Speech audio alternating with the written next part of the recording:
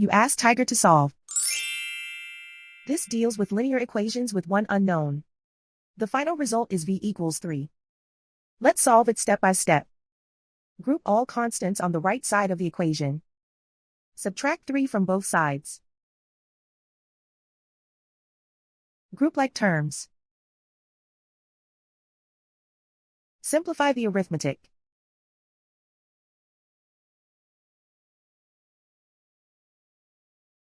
Isolate the v. Divide both sides by 2. Simplify the fraction. Find the greatest common factor of the numerator and denominator. Factor out and cancel the greatest common factor. And so the final result is v equals 3.